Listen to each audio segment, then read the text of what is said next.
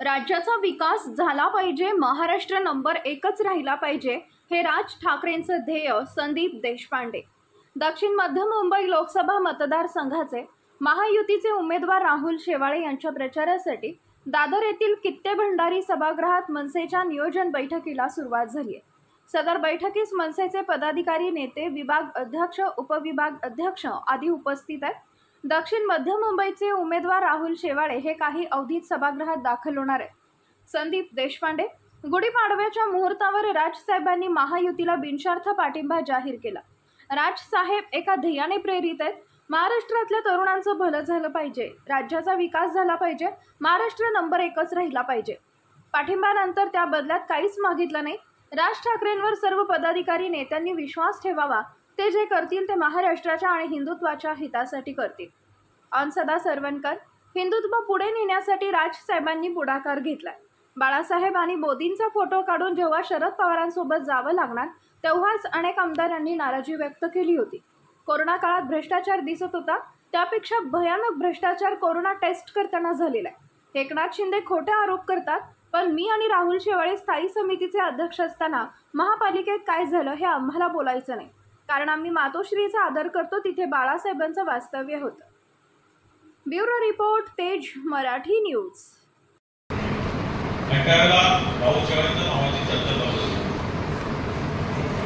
चर्चामध्ये confirm झाले की त्यावेळेला तिकीट घेणार होते, म्हणजे 10-15 वर्षापूर्वीची गोष्ट होती. 15 वर्ष. आणि ती आम्ही असे गप्पा मारत होतो. संदीप देशपांडे नेहमी आपल्या गोष्टी स्वभावाप्रमाणे बसलेली चालू होती गोवाई साहेबांची, आणि मी त्यांना स्पष्टपणे बोललो की एक चांगलं केलं की अजूनपर्यंत तो उमेदवार बघितला तो नेहमीच कोणतरी वयस्कर वगैरे असा उमेदवार असतो. बाकी तो त्याच्या क्षेत्रात हुशार असायचा, सगळ्या गोष्टी असायच्या, पण अजूनपर्यंत तो बघितला उमेदवार तुम्ही वयस्कर बघितला, जागेच्या पुरतच होईल. आज पहिल्यांदा दक्षिण मध्य मुंबईला एक चांगला उमेदवार, तरुण उमदा उमेदवार दिला, असं मी त्यावेळेला स्पष्टपणे सांगितलं. सन्माननीय नेते श्री नितीन सरदेसाई साहेब, माहीम विधानसभेचे आमदार श्री सदा सरवणकर साहेब,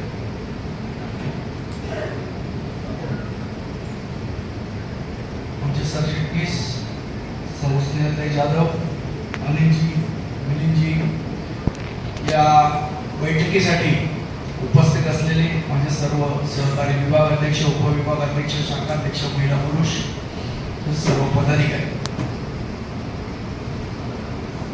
गुढीपाडव्याचा आपला मेळावा झाला.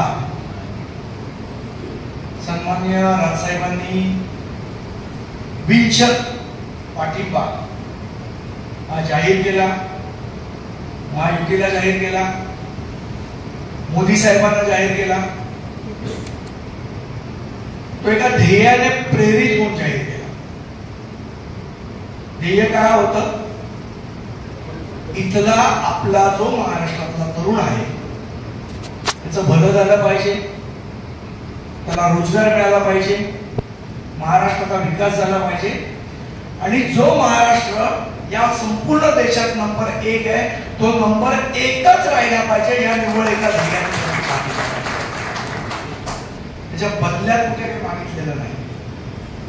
पण तरी त्यांनी पाठिंबा जाहीर केल्यानंतर बरेचसे कावळे हे गारठ्यातनं बाहेर आले आणि काव काव काव काव करायला लागले.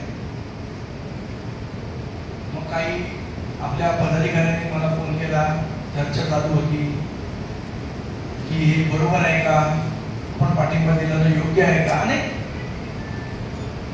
गोष्टी बोलायला लागल्या. मला लहानपणची आपण सगळ्यांनी वाचलेली असेल ती एक गोष्ट आठवली, ती पुन्हा एकदा आपल्याला सांग. एक वडील, एक मुलगा आणि त्यांच्याबरोबर एक गाढव, जे तिघं रस्त्याने चालले. समोरनं काही माणसं आली. माणसं आली आणि म्हणाले, अरे तुम्ही दोघं चालताय आणि ते गाढव पण रिकामं चालताय, कोणतरी बसायला पाहिजे ना गाढव. वडिलांनी मुलगा म्हणलं, बरोबर आहे. मुलगा वडिलांना म्हणाला, नाही नाही तुम्ही वयस्कर आहात, तुम्ही गाढवावर बसा. वडील गाढवावर बसले. पुढे अजून काही लोक दिसले. म्हणाले अरे काय मुलगा बिचारा लहान पायी चालतोय आणि वडील गाढवावर बसले. हे पण बरोबर आहे. वडील उतरले, मुलगा गाढवावर बसला. पुढे गेले, पुढे अजून काही लोक भेटले. अरे काय बाप बिचारा उन्हात चालतो आणि पोरगा गाढवावर बसलाय. हे पण बरोबर आहे. ते म्हणाले आपण दोघं गाढवावर बसूया. म्हणून दोघंही गाढवावर बसले.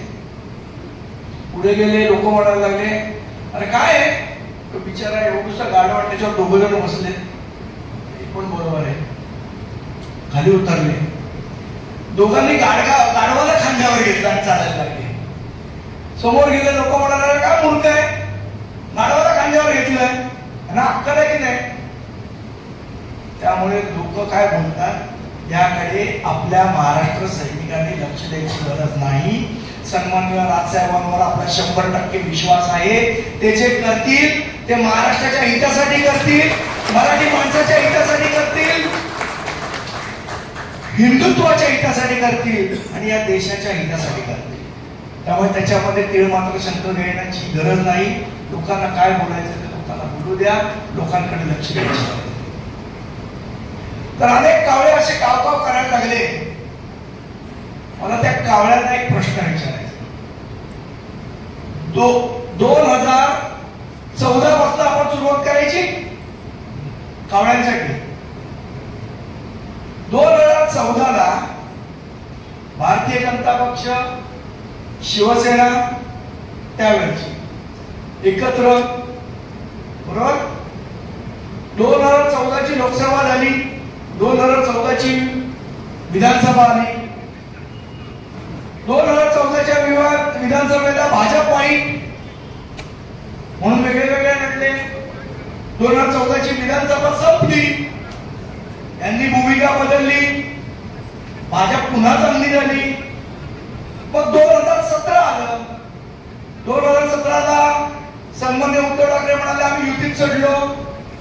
निवडणुकीपुरता त्या महानगरपालिकेची ती 2017ची महानगरपालिकेची निवडणूक संपली. मग पुन्हा भाजप चांगलं झालं, पुन्हा एकत्र सत्तेत बसले. मग 2019ची लोकसभा आली, पुन्हा भाजप चांगलं आलं, पुन्हा लोकसभा एकत्र लढली, विधानसभा एकत्र लढली. 2019च्या विधानसभेनंतर पुन्हा भाजप वाईट, काँग्रेस राष्ट्रवादी टाकली. मग पवार साहेबांच्या मांडीवर जाऊन बसले. तुम्हाला हक्क आहे का आम्हाला प्रश्न विचारायचा? हे पहिली गोष्टीचं उत्तर द्या उद्धव ठाकरे, मग तुम्ही बोला. आम्ही मोदी साहेबांचा, बाळासाहेबांचा फोटो लावून ज्या वेळेला निवडणूक लढवली आणि त्यानंतर ज्या वेळेला आमच्या लक्षात असं आलं की दोन्ही फोटो बाजूला काढून आम्हाला शरद पवार साहेबांबरोबर जावं लागलं, त्यावेळेला अनेक आमदारांनी नाराजी व्यक्त केली.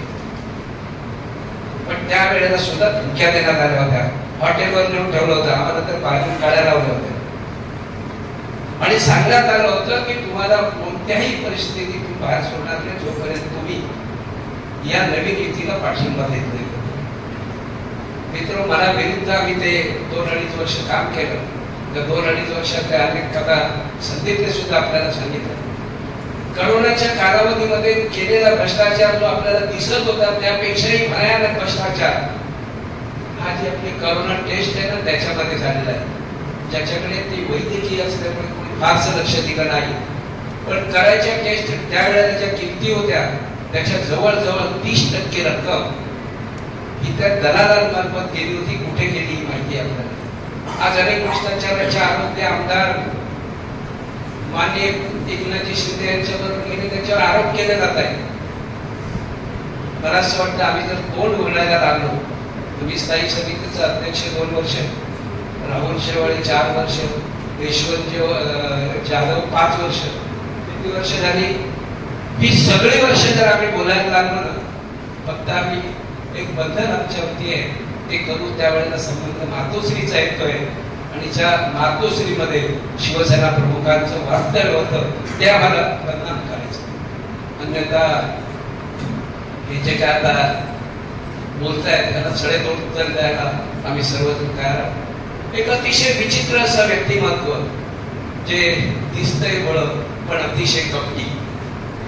मुलाला पुढे आणण्यासाठी मातोश्रीनं केलेला एक अट्टहास म्हणजे जे उद्धव साहेबांना 2.5 वर्ष घरात कोंडून ठेवलं. त्याला घरात कोंडून ठेवायचं, मुलाला थोडं पुढे आणायचं आणि मग त्याला मुख्यमंत्री बनवायचं, हे त्याच्या मागचे आईचं असलेलं प्लॅनिंग आहे. अनेक प्लॅनिंग सांगता येतील. सदाशिव सारखा एखादा सर्वसामान्य कुटुंबातला आलेला आमदार ज्या वेळेला घरात इमारती चाळीत वाढीत काम करून शिवसेनेचं नाव पुढे आणत होतं, त्याच वेळेला दुसऱ्या बाजूने स्मशानभूमी सारख्या वास्तूमध्ये जर एखादा आपण वास्तू उभी केली, अर्थात 12 व 13 यासाठी ती निव्वळ विषा करावं. तुमचे आदित्य ठाकरे या दोघांनी जर बुलडोझर लावून तोडणं, त्याच्यामागची काय रणनीती होती? बाळासाहेबांचा स्मृती दिन आम्ही शिवाजी पार्कला करतोय, त्याची आम्ही कटआउट होल्डिंग जे काय असेल ते लावू. त्याच दिवशी सकाळी 7 वाजता गाडी आणून ती काढायला लावायचं. का तर ते सदा सरवटकर हे नाव दिसता कामा नये. संदीपने सांगितल्याप्रमाणे गेली 15-18 वर्ष मनसैनिकांनी एक वेगळ्या विचारसरणीने काम केलं. राजसाहेबांनी ज्या ज्या वेळेला चुका झाल्या त्या वेळेला त्या सांगितल्या होत्या, पण त्यांचे विचार पुढे घेऊन जावे. हिंदुत्वाचा पाठपुरावा, कारण शिवसेना प्रमुखाने जे सगळं काही केलं असेल तर ते हिंदुत्वासाठी केलं आणि हिंदुत्व पुढे नेण्यासाठी आज राजसाहेबांनी जो काही पुढाकार घेतलाय, मला असं वाटतं अखंड देश, अखंड हिंदुस्थान राजसाहेबांना आपला नेता म्हणून बघितल्याशिवाय राहणार नाही, अशा प्रकारचे राजसाहेबांच्या अनेक गोष्टी सांगता येतील. अगदी घरगुती प्रसंग सांगेल. मी त्यावेळेला अखंड आपली शिवसेना होती आणि मला माझ्या मिसेसचं ऑपरेशन त्या इंदुजामध्ये करायचं होतं.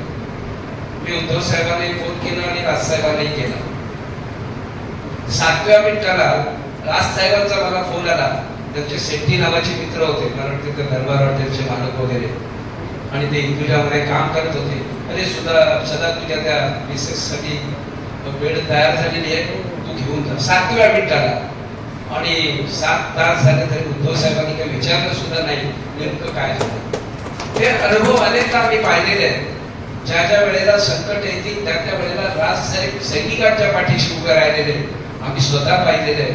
तर संकटात लोटायचं का उद्धव साहेबांनी केलेलं सुद्धा आम्ही पाहिलेलं आहे. उदाहरण आपल्याला दादा म्हणून मी सांगतोय, मनोहर जोशीला कोणत्याही परिस्थितीत शिवाजी पार्कच्या मेळाव्यात येऊच द्यायचं नाही, आदेश उद्धव बाळासाहेब ठाकरे. मनोहर जोशींचं घर जाळून टाका, आदेश उद्धव बाळासाहेब ठाकरे मार्फत संजय राऊत. ज्या वेळेला नारायण राणेंनी शिवसेना सोडली नव्हे ती सोडायला लावली, त्यावेळेला गडकरींचा आणि पुढचं काही करा हे मी आज कुठेही बोललो नाही, पण तोही आदेश आम्हाला दिला गेला होता. अशा प्रकारचं एक व्यूहरचना करून, कारण त्यावेळेला सदा सरवटकर हे नाव सुद्धा थोडस नावारूपाला येत होतं. सदा सरवटकरचं याचं दाडाला सांगणं सदा सरवटकरला, याचा सरळ अर्थ होता तो तिकडनं पकडला जाणार, कुठेतरी तो अडकला जाणार आणि एक आपल्याला वाटणार हा काटा बाजूला होणार. ही जी रणनीती आहे ही अतिशय क्लिष्ट आहे.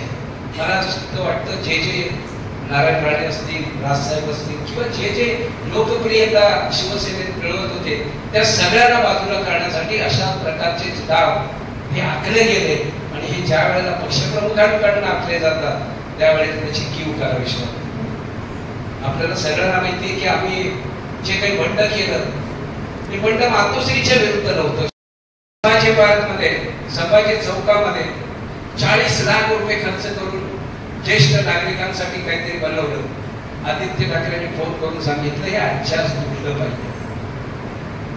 मित्र, अशा प्रकारच्या एखाद्या कार्यकर्त्याला नावमेद करणं